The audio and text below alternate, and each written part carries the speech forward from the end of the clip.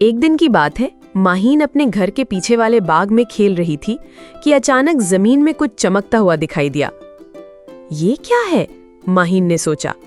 उसने जमीन खोदकर निकाला तो वो एक नन्हा सा चमकदार लॉकेट था जिस पर एक नन्ही सी गुड़िया की तस्वीर बनी हुई थी। जैसे ही माहीन ने लॉकेट को हाथ में लिया, वो रोशनी से जगमगा उठा और एक नरम सी आवाज आई, अब तुम्हारे तखय्युल की ताकत हकीकत बन सकती है। माहीन हैरान रह गई।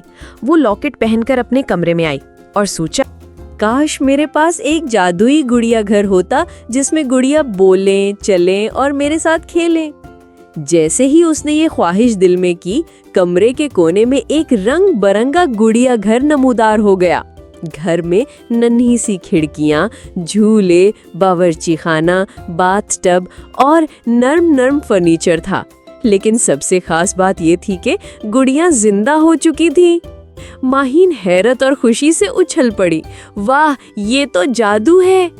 उसी वक्त एक नन्हा सा चूहा दौड़ता हुआ आया और कहने लगा, मेरा नाम पप्पू है, मैं इस गुड़िया घर का चौकीदार हूँ। अब माहीन रोज स्कूल से आकर गुड़िया घर की दुनिया में चली जाती। टूटी फ्रूटी के साथ चाय पार्टी, किचन में नन्ही सी बिरयानी और झूले पर गाना गाना, सब कुछ जादुई अंदाज में होता।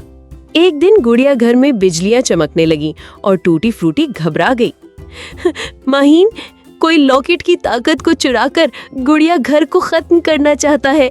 पप्पू चूहा फौरन बोल पड़ा, हमें मिलकर इसे बचाना होगा।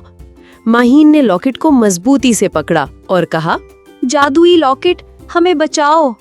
एकदम से पूरे गुड़िया घर के इर्द गिर्द रोशनी का दायरा बन गया जिसने सारी मनफी ताकत को दूर कर दिया। सब खुश हो गए। टूटी फ्रूटी ने झूम कर कहा, माहीन, तुम हमारी हीरो हो।